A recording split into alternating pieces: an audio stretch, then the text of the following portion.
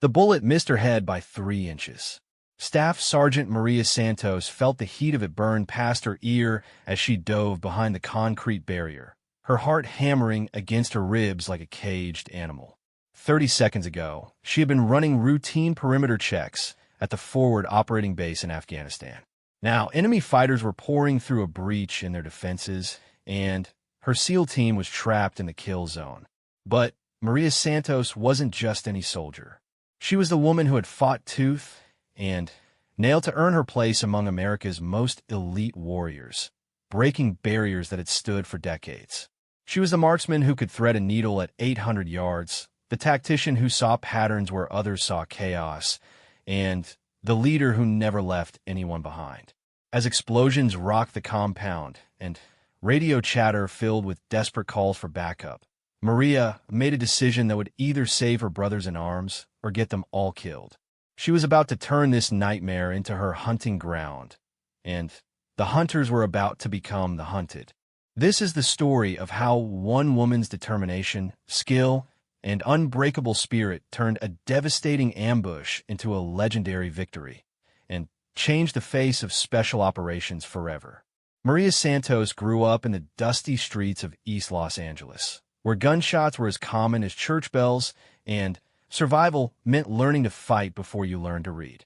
Her father, Miguel Santos, had served 2 tours in Vietnam before returning home with shrapnel in his leg and memories that woke him screaming in the middle of the night. Her mother, Rosa, worked 3 jobs to keep food on the table and clothes on the backs of Maria and her 2 younger brothers. The Santos family lived in a cramped 2-bedroom apartment above a bodega, with a smell of fresh tortillas mixed with the acrid scent of car exhaust from the busy street below. Maria's bedroom was the living room couch, and privacy was a luxury they couldn't afford. But despite the hardships, the Santos home was filled with something many of their neighbors' homes lacked: hope and determination. Miguel Santos had seen enough war to know what real courage looked like, and he saw it in his daughter from an early age. While other 8-year-old girls were playing with dolls, Maria was in the backyard, doing push-ups beside her father as he worked through his physical therapy routine. She would count along with him, her small voice echoing his gruff cadence. And when he finished his prescribed exercises, she would keep going until her arms gave out. The neighborhood where Maria grew up was controlled by 2 rival gangs, the East Side Locos and the Barrio Nuevo Estrada. The invisible boundary between their territories ran right through the middle of her block, and crossing it could mean the difference between making it home safely or ending up in the hospital. But Maria refused to be intimidated by the gang members who posted up on street corners, their colors marking their allegiance, their eyes always watching for signs of weakness or opportunity. When Maria was 10 years old, she witnessed something that would shape the rest of her life. She was walking home from school with her younger brother Carlos when they found themselves caught in the middle of a drive-by shooting. The crack of gunfire echoed off the concrete walls of the apartment buildings as Maria tackled Carlos to the ground, shielding him with her body as bullets shattered store windows and pinged off parked cars. When the shooting stopped, Maria looked up to see a young mother lying motionless on the sidewalk, her groceries scattered around her like fallen leaves. Her small daughter, maybe 5 years old, was crying over her mother's still form, blood pooling beneath them both. The girl had been hit in the leg, and she was losing blood fast. While adults ran for cover and sirens wailed in the distance, Maria Santos made a choice that revealed who she really was underneath. She left her brother hidden behind a parked car and crawled across the open sidewalk to the wounded girl. Using strips torn from her own school uniform, she applied pressure to the wound and stayed with the child until the paramedics arrived, talking to her in soothing Spanish, promising her that everything would be okay. The girl lived. Her mother did not. But Maria had learned something about herself that day. When others ran away from danger, she ran toward it. When chaos erupted around her, she found clarity. When people needed help, she couldn't turn her back, no matter the cost to herself. This incident didn't go unnoticed in the neighborhood. Word spread about the young Santos girl who had risked her life to save someone else's child, and it reached the ears of someone who would change Maria's trajectory forever. Gunnery Sergeant James Rodriguez, a Marine recruiter who had grown up on these same streets before finding his purpose in the Corps. Rodriguez began showing up at Maria's school, not to recruit her. She was still years too young, but to mentor her. He saw something special in the teenager who had already shown more courage than most adults twice her age. He started taking Maria and a few other promising kids to the local boxing gym, teaching them discipline, physical fitness, and, most importantly, how to channel their natural toughness into something positive. Under Rodriguez's guidance, Maria discovered she had natural athletic ability that went far beyond her courage. She was fast, strong for her size, and possessed an almost supernatural hand-eye coordination. More importantly, she had the mental toughness that couldn't be taught, the ability to push through pain, to stay focused under pressure, and to never, ever quit. The boxing gym became Maria's second home. Every day after school, she would change out of her uniform and into gym clothes, wrapping her hands with the same careful precision she saw in the adult fighters. She learned to move like a dancer and strike like a sledgehammer, her technique improving rapidly under the watchful eye of the gym's owner, an aging former bantamweight named Tommy Herrera.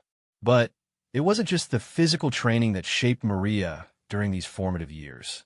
Rodriguez made sure she understood that being a warrior wasn't just about being able to fight. It was about protecting those who couldn't protect themselves. He brought in other veterans to share their stories, men and women who had served in places like Somalia, Bosnia, and the early days of Iraq and Afghanistan. These veterans painted a picture of military service that was far different from the Hollywood version Maria had seen in movies. They talked about the brotherhood and sisterhood that developed between soldiers who depended on each other for survival. They discussed the satisfaction of completing missions that made a real difference in the world and the profound sense of purpose that came from serving something larger than yourself. As Maria entered her senior year of high school, she was a different person than the scared 10-year-old who had hidden behind cars during gang shootings. She stood 5 feet 6 inches tall, with broad shoulders and calloused hands that spoke of countless hours in the gym. Her dark eyes held a confidence and intensity that made people twice her age take notice when she spoke. Her grades were excellent. Rodriguez had insisted on that, explaining that modern military operations required brains as much as brawn. She had earned her way onto the school's track team, where she dominated middle-distance events, her powerful stride eating up the oval like a machine designed for running. But, more importantly, she had developed a reputation in the neighborhood as someone who could be counted on, someone who would stand up for others even when it put her at risk. The decision to join the military wasn't really a decision at all. It was an inevitability that had been building since that day she crawled across a blood-stained sidewalk to help a wounded child. But Maria Santos had bigger ambitions than just becoming a regular soldier. She had heard about the Navy SEALs, the elite special operations force that took on the most dangerous missions in the most hostile environments on Earth. The fact that no woman had ever successfully completed SEAL training didn't deter her. It motivated her. Rodriguez had taught her that barriers were meant to be broken, that someone had to be first, and that the only limits that really mattered were the ones you imposed on yourself. On graduation day, as Maria walked across the stage to receive her diploma, her parents beamed with pride from the audience. But she could also see the concern in their eyes, because they knew their daughter well enough to understand that she wouldn't be content with an ordinary path. Rosa Santos had already cried all the tears she could cry, knowing that her oldest child was determined to seek out danger rather than avoid it. That night, as the family celebrated with a backyard barbecue attended by neighbors and friends, Maria pulled her father aside for a private conversation. Miguel Santos looked into his daughter's eyes and saw a reflection of his own determination from decades earlier, when he had been a young man convinced that military service was his calling. She told him about her intention to join the Navy and attempt SEAL training, and she watched his face cycle through surprise, concern, and, finally, resignation. He had raised her to be strong, independent, and fearless, he couldn't be surprised that she wanted to test those qualities against the ultimate challenge. The conversation that followed lasted late into the night, with father and daughter sitting on the apartment's small balcony, watching the city lights twinkle in the distance. Miguel shared stories from his own military service that he had never told anyone, including Rosa. He talked about the friends he had lost, the weight of responsibility that came with life and death decisions, and the invisible scars that every combat veteran carried. But he also talked about the pride that came from serving with honor, the unbreakable bonds formed with fellow warriors, and the knowledge that his service had made a difference in the world. When he finished speaking, he looked at his daughter and saw that none of his warnings had changed her mind. If anything, they had strengthened her resolve. 2 weeks after graduation, Maria Santos walked into the Navy recruitment office in downtown Los Angeles, her enlistment papers already filled out in her precise handwriting. The recruiter, a petty officer named Williams, looked over her academic records, her athletic achievements, and her physical fitness scores with growing amazement. When she told him she wanted to volunteer for SEAL training, Williams paused and chose his words carefully. He explained that while the policy had recently changed to allow women to attempt special operations training, the physical and mental demands were unlike anything she could imagine. The dropout rate for men was over 80%, and she would be facing challenges that no woman had ever overcome. Maria listened politely to his speech, then looked him directly in the eye and said the words that would become her personal motto. "I didn't come here to be ordinary. I came here to find out what I'm really made of." Williams recognized something in her voice that he had heard before in the voices of young men who had gone on to become SEALs, Green Berets, and Force Recon Marines. It was the sound of someone who had already made their decision and was just waiting for the world to catch up.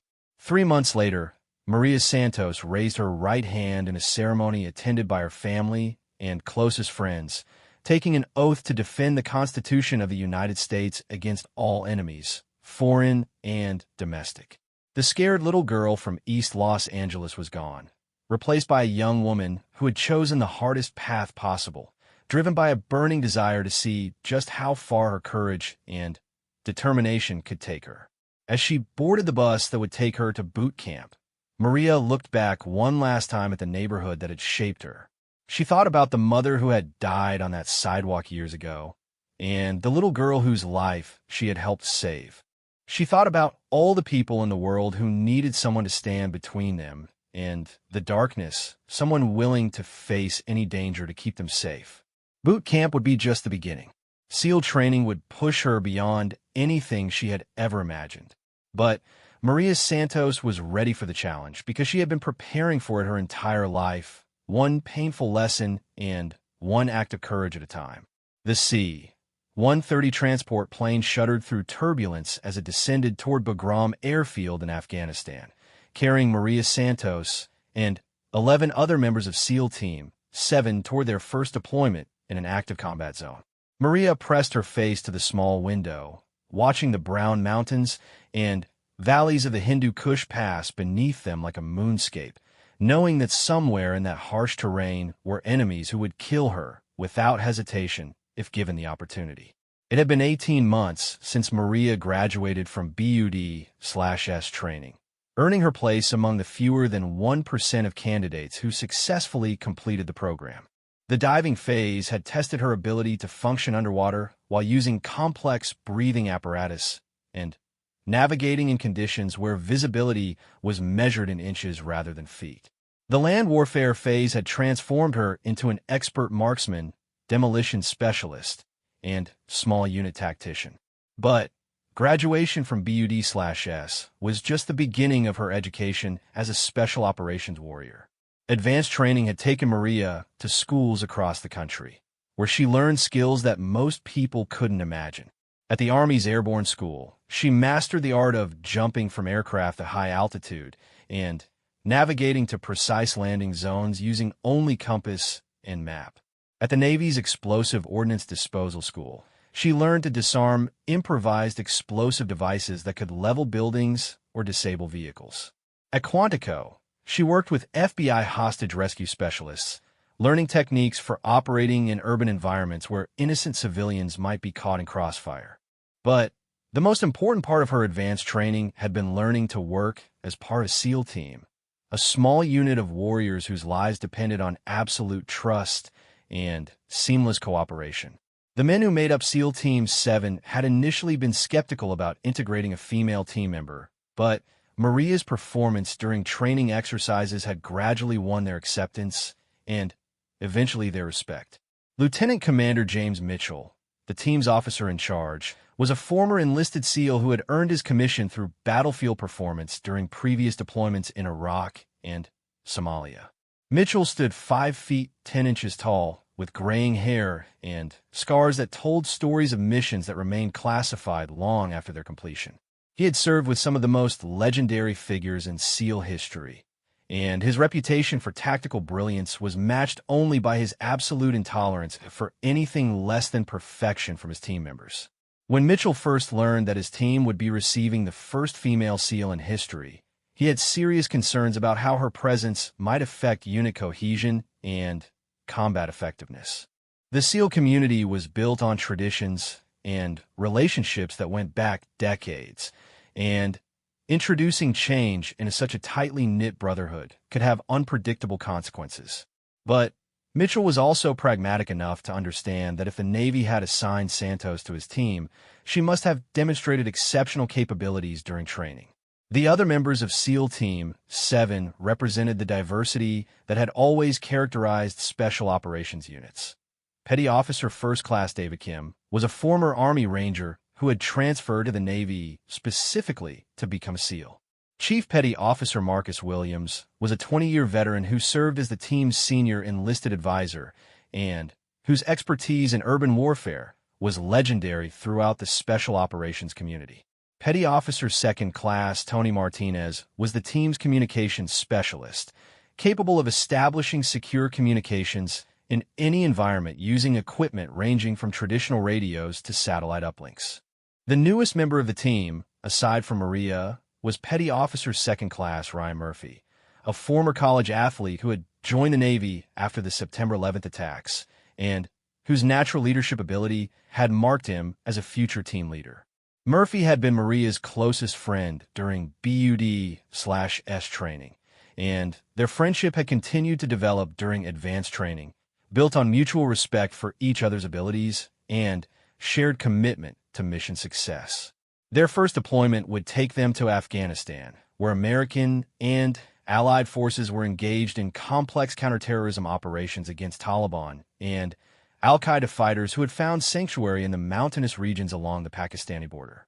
The mission of SEAL Team 7 would be to conduct direct action raids against high-value targets, gather intelligence on enemy movements and capabilities, and support larger military operations by eliminating key enemy leaders and infrastructure. The forward operating base where Team 7 would be stationed was a collection of concrete barriers, prefabricated buildings, and military vehicles arranged in a defensive perimeter that could be seen from miles away. FOB Chapman sat in a valley surrounded by mountains that provided excellent concealment for enemy observers, and the base received mortar and rocket attacks on a regular basis. Living conditions were Spartan, with team members sharing small rooms and eating meals prepared by contractors who worked under constant threat of enemy attack. Maria's first few weeks at the FOB were spent acclimatizing to the environment and establishing relationships with the intelligence analysts, helicopter pilots, and support personnel who would be crucial to mission success. Afghanistan was unlike any environment she had trained in, with altitude and weather conditions that affected everything from weapons performance to human physiology. The enemy they faced was experienced, well-armed, and intimately familiar with terrain that offered countless opportunities for ambushes and escape routes. The first mission came 3 weeks after their arrival, when intelligence analysts identified a Taliban commander who was coordinating attacks against coalition supply convoys. Ahmad Shah Massoud was a former Mujahideen fighter who had spent years fighting Soviet forces before turning his attention to American and NATO troops. He operated from a compound in the mountains north of the FOB, surrounded by fighters who were equally experienced and motivated. Lieutenant Commander Mitchell briefed the mission with the same attention to detail that characterized all special operations planning.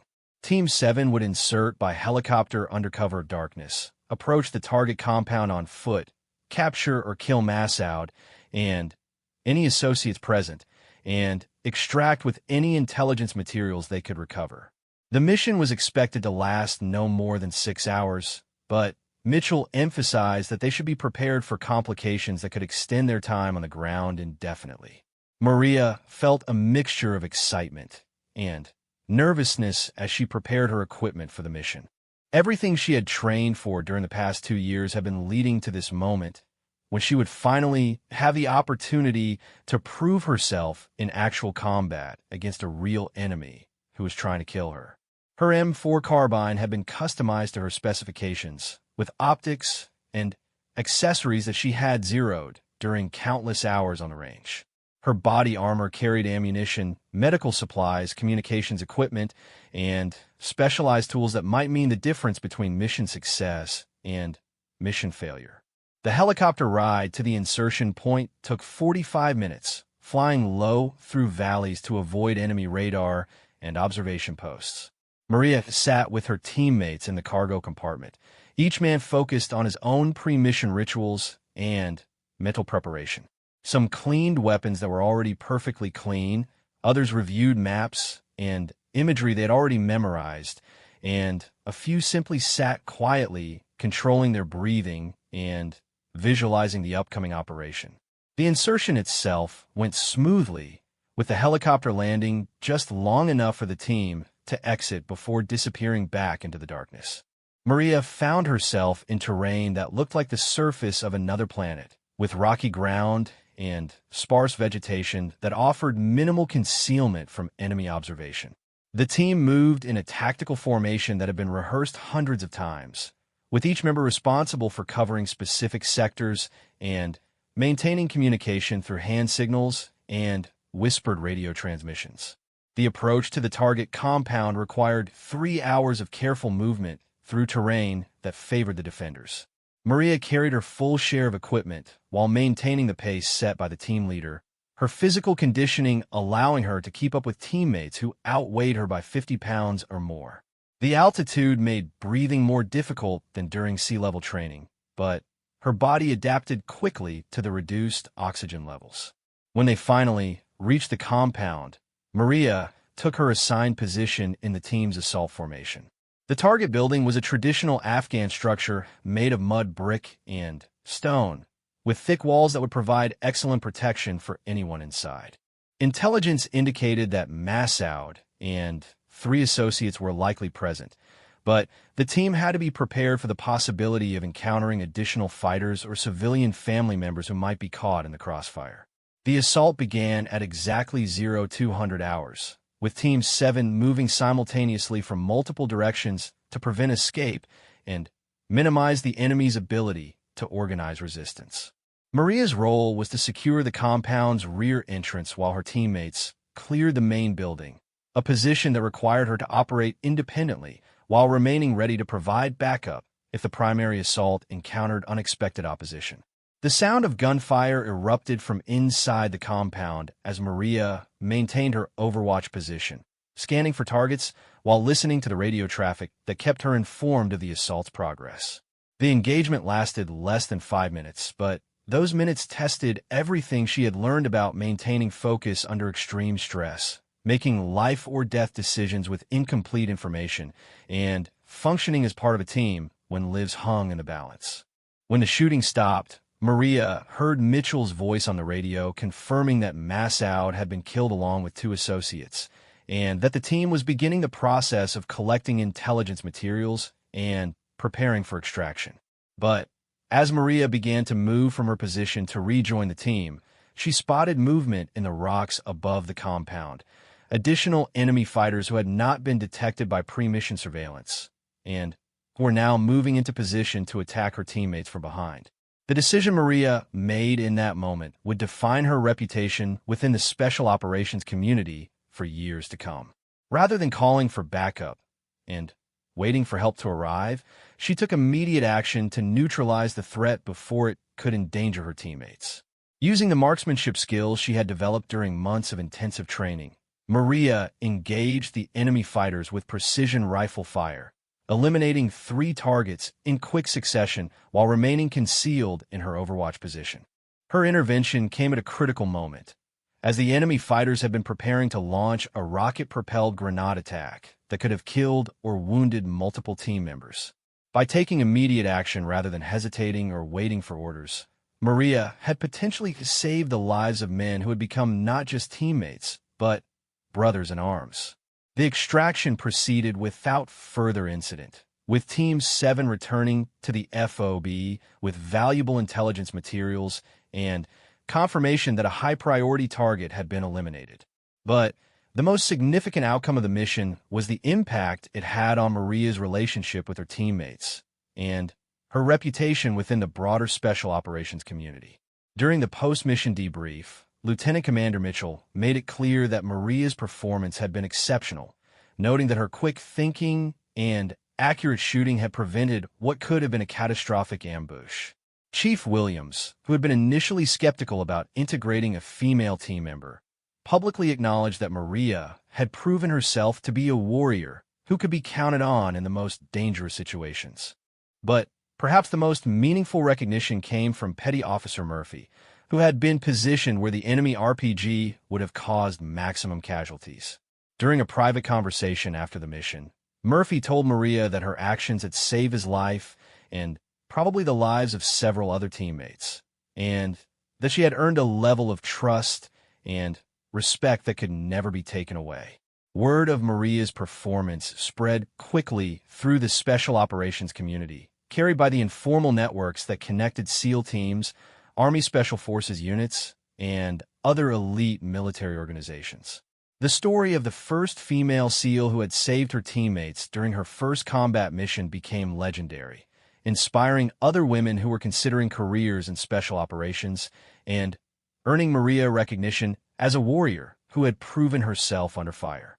But Maria understood that one successful mission, no matter how significant, was just the beginning of a deployment that would test her capabilities repeatedly over the coming months. The enemy was adaptive and intelligent, and each mission would bring new challenges that required different skills and mental approaches. She had proven that she could function effectively in combat, but maintaining that level of performance while operating under constant stress and danger would be the real test of her character and capabilities. Over the following weeks, Team 7 conducted a series of missions that showcased Maria's versatility as a Special Operations warrior.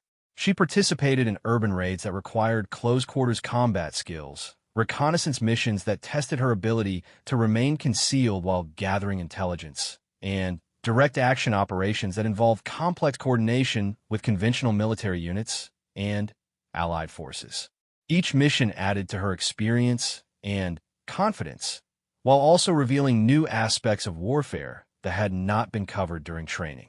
She learned to function effectively while wearing night vision equipment that limited peripheral vision and depth perception. She mastered the use of specialized communications equipment that allowed coordination with aircraft and artillery support. She developed the intuitive understanding of enemy tactics and behavior patterns that separated experienced warriors from those who merely possessed technical skills. The respect Maria earned from her teammates was matched by the recognition she received from higher command levels. Colonel Sarah Henderson, the senior officer responsible for special operations in their area of operations, made a point of meeting with Maria to discuss her performance and future career prospects. Henderson, herself a pioneer who had broken barriers during her own military career, recognized Maria as someone who could inspire a new generation of female warriors while contributing significantly to mission success. As Maria's first deployment continued, she found herself taking on increasing responsibilities within the team structure.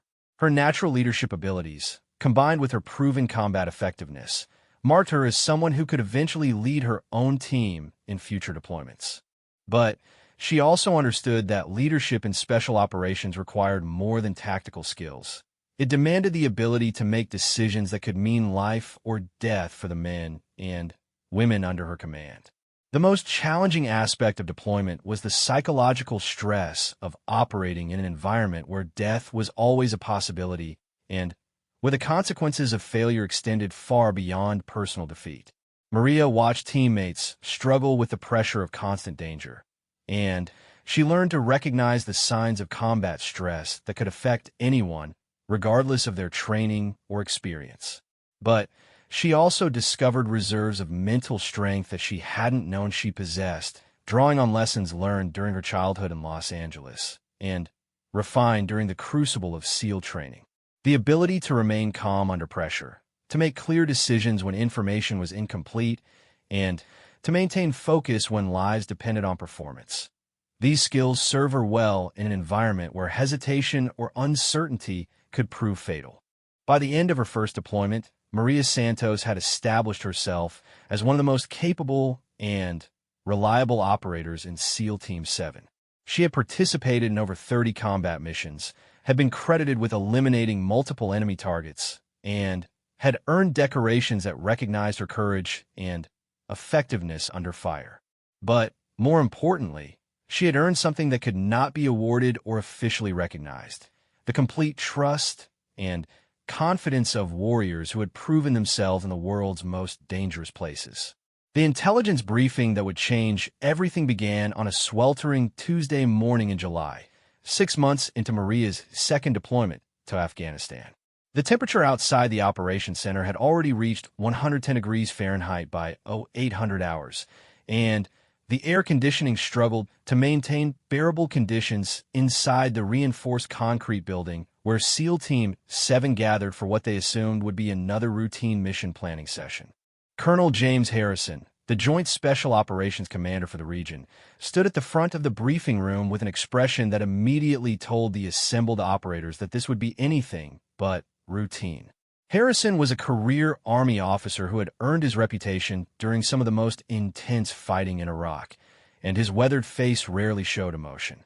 But this morning, there was something in his eyes that suggested they were about to receive a mission unlike any they had faced before. The target was a compound in the mountains near the Pakistani border, where intelligence indicated that 3 high-value targets were meeting to plan a coordinated series of attacks against coalition forces. But these weren't ordinary Taliban commanders or local warlords. They were senior al-Qaeda operatives whose capture or elimination would significantly disrupt terrorist operations throughout the region. Abu Khalil al-Masri was an Egyptian explosives expert who had trained suicide bombers responsible for attacks that killed hundreds of civilians and coalition soldiers. Yusuf al-Britani was a British Pakistani recruiter who had facilitated the movement of foreign fighters into Afghanistan and Iraq, turning idealistic young men into instruments of terror and destruction. And, most importantly, Ahmad Ibn Muhammad was a senior al-Qaeda commander who served as a direct link between the organization's leadership in Pakistan and operational cells throughout Afghanistan. The compound where these 3 men were meeting was located in some of the most challenging terrain in Afghanistan, perched on a mountainside that provided excellent defensive positions while offering multiple escape routes into Pakistan. Previous attempts to capture or kill high-value targets in the area had failed due to the difficulty of the approach and the sophisticated early warning systems that enemy forces had established throughout the valley. But what made this mission truly extraordinary was not just the value of the targets or the difficulty of the terrain. It was the time constraint under which Team 7 would be operating. Intelligence indicated that the 3 targets would only be in the compound for a narrow window of less than 12 hours, and there would be no opportunity for a second attempt if the first mission failed. The approach to the target would require Team 7 to infiltrate through nearly 20 miles of enemy-controlled territory, moving on foot through mountains that rose over 10,000 feet above sea level. The route would take them past known enemy observation posts, through areas where previous special operations teams have been ambushed, and finally to a compound that was defended by an unknown number of fighters armed with everything from small arms to heavy machine guns and possibly surface-to-air missiles. Lieutenant Commander Mitchell studied the terrain maps and satellite imagery with the intensity of a chess master analyzing a crucial position. The mission would push Team 7 beyond anything they had attempted before, requiring perfect execution of complex tactical maneuvers while operating in conditions that would challenge even the most experienced mountain warfare specialists. Maria listened to the briefing with growing excitement rather than apprehension.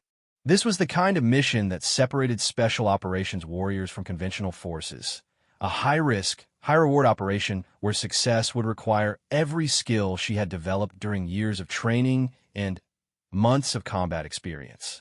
The fact that failure could mean death or capture didn't deter her. Instead, it focused her attention on the details that would determine whether the mission succeeded or failed. The infiltration plan called for Team 7 to insert by helicopter at a landing zone 15 miles from the target compound, then move on foot through terrain that would test their physical conditioning and mountain warfare skills. They would carry enough ammunition, food, and water to sustain operations for up to 48 hours, though the mission was planned to last no more than 18 hours from insertion to extraction. The team's equipment loadout reflected the unique challenges of the mission. In addition to their standard weapons and communications gear, each team member would carry specialized mountaineering equipment, including ropes, anchors, and climbing hardware that might be necessary for scaling the cliff faces that surrounded the target compound.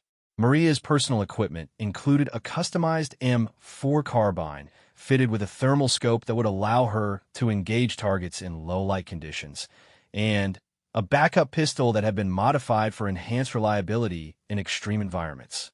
The most critical aspect of the mission would be the assault on the compound itself, which intelligence indicated was built into the side of a cliff with only one practical approach route. The building was constructed of reinforced concrete and stone, with walls thick enough to stop small arms fire and windows positioned to provide maximum fields of fire for defenders. The team would need to breach these defenses while minimizing the risk of the high-value targets escaping through tunnels that were believed to connect the compound to cave systems in the surrounding mountains. Maria's role in the assault would be to provide overwatch and precision fire support from a position on the opposite side of the valley, using her marksmanship skills to eliminate specific threats and prevent enemy reinforcements from reaching the compound. This position would require her to operate independently while maintaining communications with the assault team, making life-or-death decisions without direct supervision from team leadership. The insertion went smoothly, with the helicopter delivering Team 7 to their landing zone under cover of darkness without detecting any signs of enemy activity. But as soon as they began moving toward the target compound, it became clear that this mission would test their capabilities in ways that training had never fully prepared them for. The altitude made every step a struggle, with the thin air forcing team members to rest more frequently than they had anticipated. The terrain was even more difficult than satellite imagery had suggested, with loose rock and steep grades that made movement both physically exhausting and tactically dangerous. Every footstep seemed to echo off the surrounding cliffs, and the team had to move with exaggerated caution to avoid creating noise that might alert enemy sentries. 6 hours into the movement, Team 7 encountered their first significant obstacle, a series of enemy observation posts that had not been identified during pre-mission intelligence gathering. The posts were manned by Taliban fighters who were clearly alert and well-armed, positioned to observe the most likely approach routes to the compound, and equipped with radios that could alert defenders if they detected any sign of coalition forces. Lieutenant Commander Mitchell made the decision to neutralize the observation posts rather than attempt to bypass them, recognizing that leaving enemy forces in position to report their movement would compromise the entire mission. But eliminating the posts would require precise coordination and flawless execution, as any mistake could alert the high-value targets and cause them to flee before Team 7 could reach the compound. The assault on the observation post showcased the teamwork and tactical expertise that made SEAL teams so effective in complex operations. Each team member had a specific role that contributed to overall success, and the operation was completed with surgical precision that left no enemy fighters alive to report their presence. But The engagement also revealed that enemy forces in the area were more numerous and better organized than intelligence had suggested, meaning that the assault on the main compound would face stronger resistance than originally anticipated. As Team 7 continued their movement toward the target, Maria found herself thinking about the journey that had brought her to this moment. 2 years earlier, she had been struggling through Hell Week, fighting to prove that she belonged among America's elite warriors. Now she was preparing to engage in combat against some of the world's most dangerous terrorists, carrying the hopes and expectations of everyone who believed that barriers could be broken through determination and skill. The final approach to the compound began at 0400 hours, with Maria moving to her overwatch position while the rest of the team prepared for the direct assault. Her position was on a ridge approximately 800 meters from the target building, providing excellent fields of fire while keeping her concealed from enemy observation. The climb to reach the position required her to use mountaineering skills that had been refined during specialized training, navigating cliff faces in darkness while carrying over 60 pounds of equipment. From her overwatch position, Maria could see the compound through a thermal scope, identifying heat signatures that indicated the presence of multiple individuals inside the target building. But she could also see additional fighters moving around the compound's perimeter, suggesting that the enemy was either expecting an attack or maintaining higher security levels than intelligence had predicted. The assault began with a diversionary explosion on the far side of the compound, designed to draw defenders' attention away from the main breach point where the rest of Team 7 would make their entry. Maria watched through her scope as enemy fighters reacted to the explosion, moving toward the distraction while leaving other areas of the compound temporarily undefended. But the plan began to fall apart within minutes of the assault's initiation. Intelligence had failed to identify a tunnel system that allowed additional enemy fighters to reinforce the compound from hidden positions, and Team 7 suddenly found themselves outnumbered by defenders who were fighting from prepared positions with superior fields of fire. The radio traffic that reached Maria's position painted a picture of a battle that was rapidly spiraling out of control. Team 7 was pinned down by heavy machine gun fire, taking casualties while trying to breach defenses that were stronger than anyone had anticipated. The high-value targets were still inside the compound, but reaching them would require the assault team to advance through a killing zone where survival seemed impossible. This was the moment that would define Maria Santos as a special operations warrior and establish a reputation as someone who could change the outcome of impossible situations.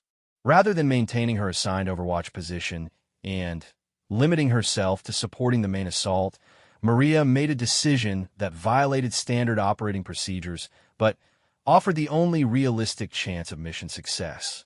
Using her mountaineering equipment, Maria began a dangerous solo climb down the cliff face that would bring her to the compound's rear entrance, an approach route that was considered too dangerous for the main assault team, but might be feasible for a single operator willing to accept extreme risk. The climb required her to navigate vertical rock faces in darkness while under enemy fire, carrying her full combat load, and maintaining the stealth necessary to avoid detection. The descent took nearly 30 minutes, during which Maria could hear the continuing firefight as her teammates struggled to advance against determined resistance. Several times, enemy fighters passed within meters of her position without detecting her presence, their attention focused on the main battle raging on the compound's opposite side. When Maria finally reached the rear of the compound, she found herself facing a steel door that appeared to be the building's emergency exit. The door was secured with multiple locks and appeared to be reinforced against forced entry, but Maria had trained extensively in breaching techniques that could overcome such obstacles.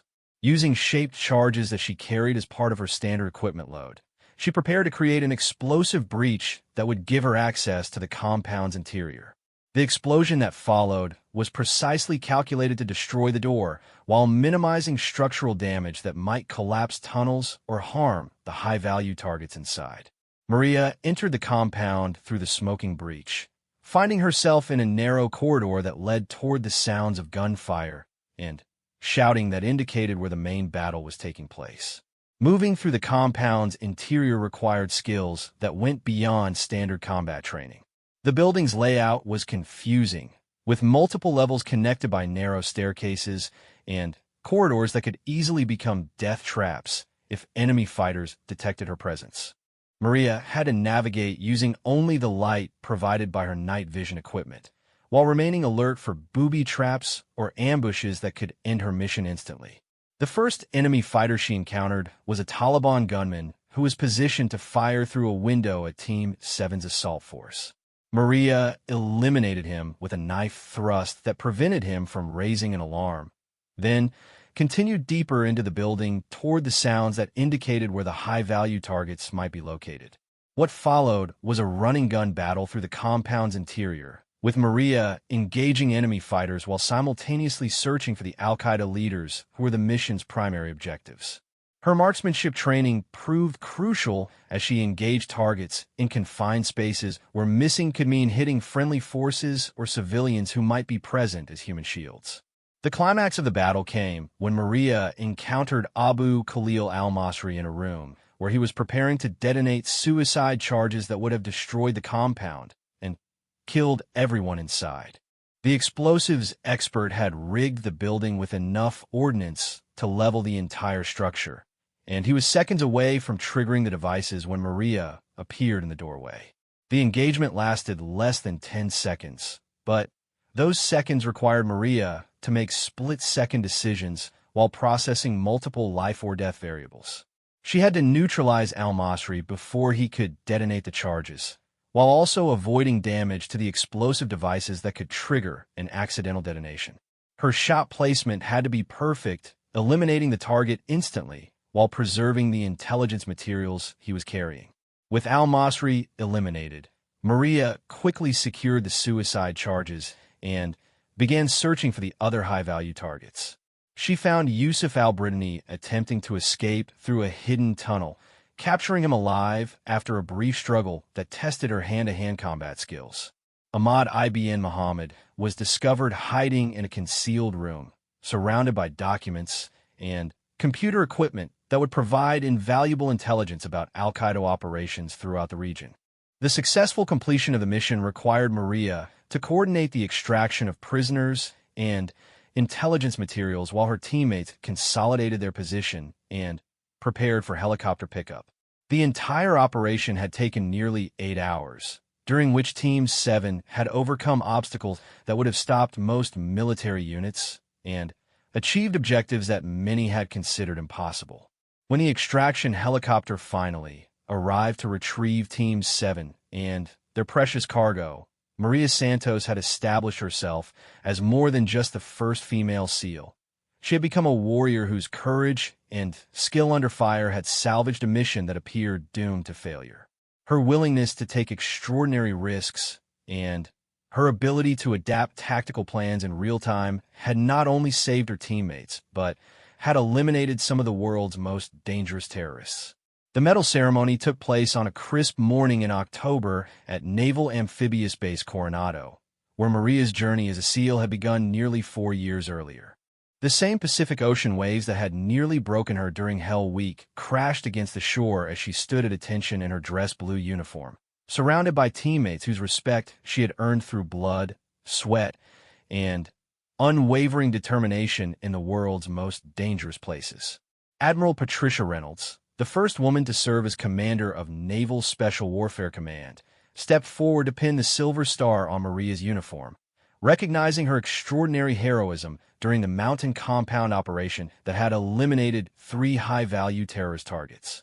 But for Maria, the medal was less important than the presence of her parents, Miguel and Rosa Santos, who had traveled from Los Angeles to witness their daughter receive recognition as one of America's most decorated special operations warriors.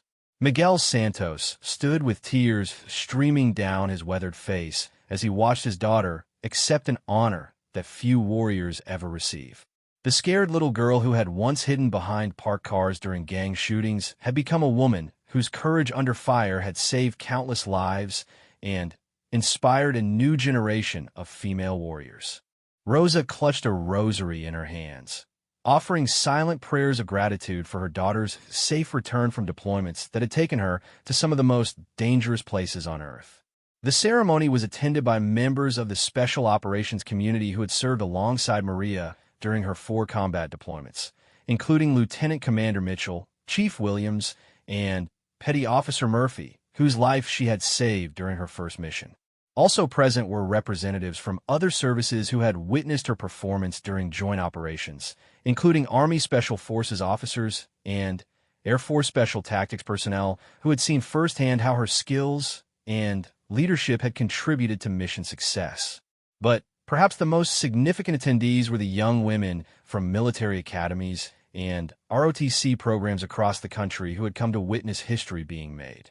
For these future officers, Maria Santos represented proof that any barrier could be overcome through dedication, skill, and the refusal to accept limitations imposed by others.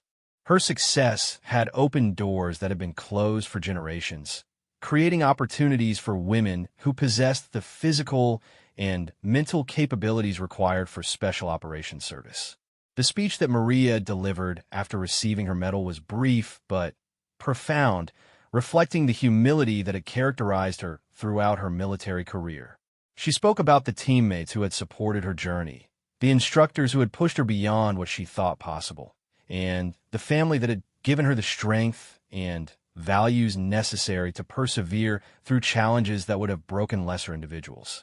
But she also spoke about responsibility, the responsibility that came with being the first woman to achieve something that many had thought impossible, and the obligation to ensure that her success created lasting change rather than remaining an isolated exception. She talked about the young women who were already following her footsteps, entering BUD/S training with a confidence that came from knowing that someone like them had already proven it could be done. The months following the medal ceremony were among the most challenging of Maria's career, not because of enemy action or physical hardship, but because of the spotlight that accompanied her newfound fame. Media outlets from around the world wanted to tell her story, book publishers offered lucrative contracts for her memoirs, and speaking engagements provided opportunities to earn more money than she had ever imagined possible. But Maria understood that her most important mission was not generating publicity or personal wealth. It was using her platform to create lasting change within the military and inspiring others to pursue their own dreams regardless of the obstacles they might face. She accepted selected speaking engagements at military academies, women's leadership conferences, and events focused on breaking down barriers in traditionally male-dominated fields. The impact of her speeches was immediate and profound. Young women who had never considered military service began researching opportunities in special operations. Female service members who had been discouraged from pursuing challenging assignments gained the confidence to apply for positions they had previously thought were beyond their reach. And throughout the military, conversations began about how to identify and develop female talent for roles that had previously been closed to them. Maria's influence extended beyond the American military to allied forces around the world. NATO Special Operations commanders began implementing programs to recruit and train female operators, recognizing that half the population had been excluded from contributing their talents to critical missions. Countries that had never allowed women in combat roles began reconsidering their policies, understanding that modern warfare required all available capabilities regardless of gender. The personal cost of her pioneering role was significant, but not unexpected. Maria's romantic relationships suffered under the pressure of constant deployments, intense training schedules, and the unique challenges that came with being the most famous female warrior in the world. The normal difficulties of military life were magnified by her visibility and the expectations that accompanied her reputation. But she found deep satisfaction in the mentoring relationships she developed with the next generation of female special operations candidates. When the first class of women entered BUD/S training 18 months after Maria's medal ceremony, she was there to offer guidance and encouragement during the most challenging phases of their preparation. Her presence during Hell Week provided inspiration that helped several candidates push through moments when quitting would have been the easier choice. The success of these subsequent female candidates validated Maria's belief that her breakthrough was not an anomaly, but rather evidence of capabilities that had always existed but had never been properly recognized or developed. Each woman who earned her seal trident proved that Maria's success was not dependent on exceptional individual characteristics, but on the opportunity to develop skills and demonstrate capabilities that many women possessed. 3 years after her medal ceremony, Maria faced a decision that would define the next phase of her career and her legacy within the military community. She had been selected for promotion to officer rank and offered the opportunity to attend the Naval War College, where she would study strategy, leadership, and the broader aspects of military operations that extended far beyond small unit tactics. The promotion represented recognition that Maria's value to the military extended beyond her capabilities as an operator to include her potential as a leader who could shape the future of special operations. But accepting the promotion would also mean leaving the operational teams where she had found her identity and purpose, transitioning from the warrior role that had defined her adult life to the administrative and strategic responsibilities of senior leadership. The decision was complicated by her awareness that her choices would be scrutinized and interpreted as statements about the proper role of women in the military.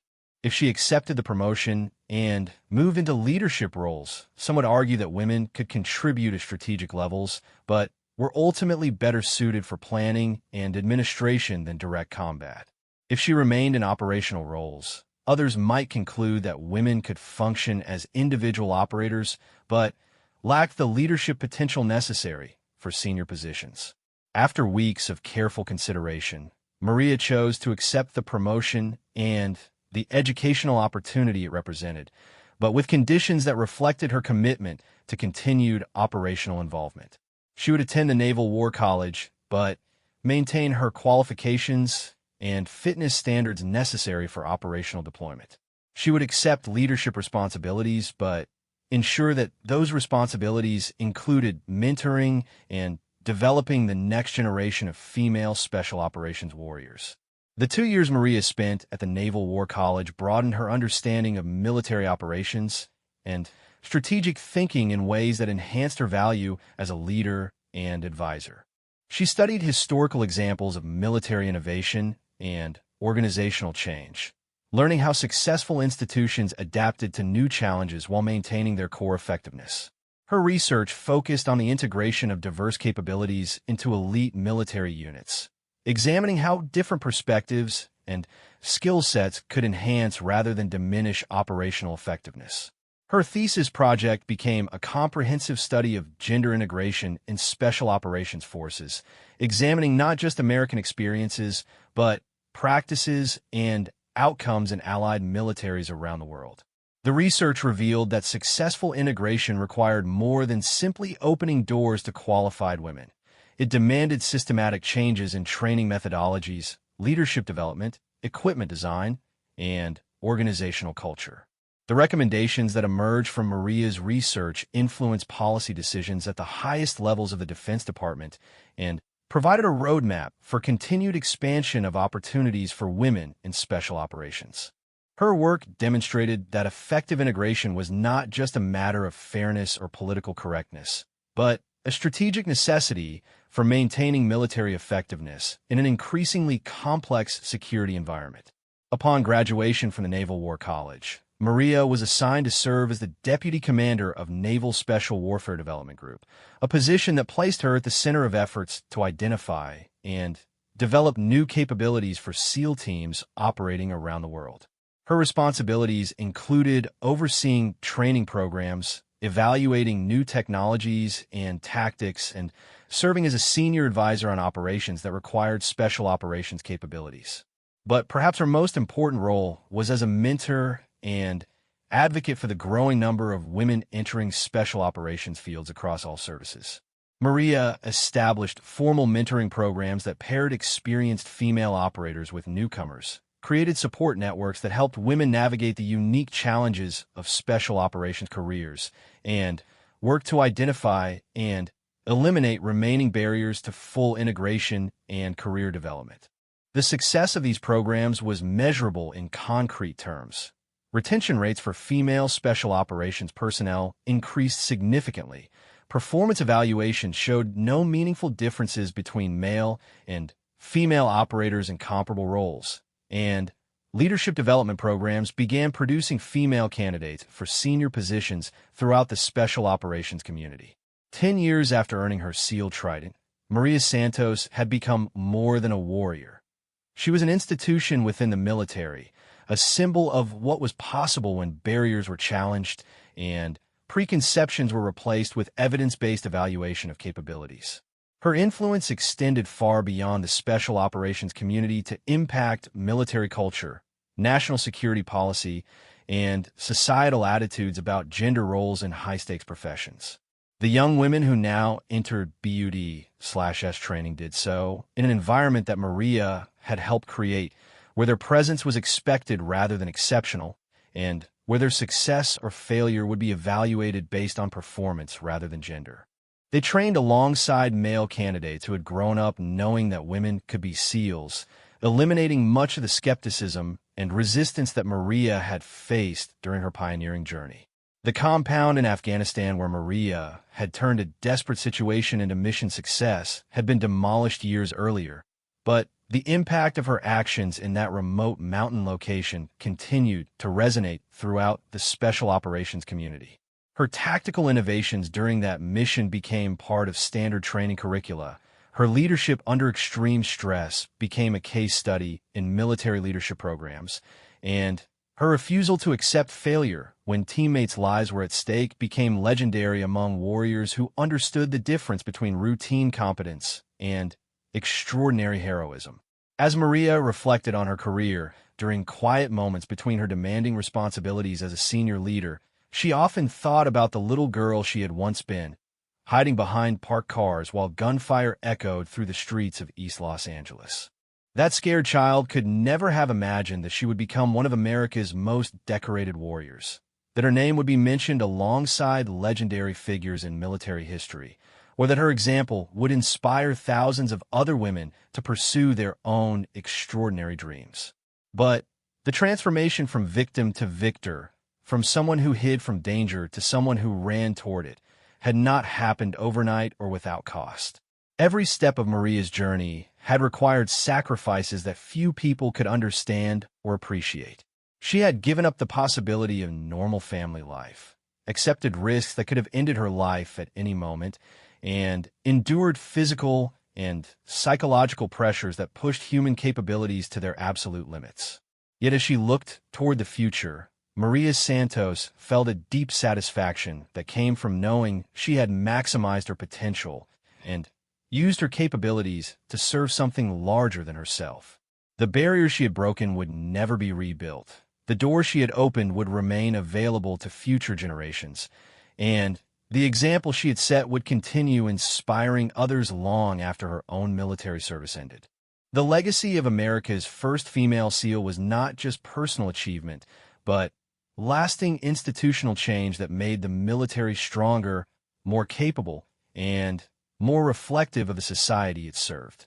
In proving that courage, skill, and determination were not limited by gender, Maria Santos had not only transformed her own life, but had helped transform the very definition of what it meant to be a warrior in the modern world.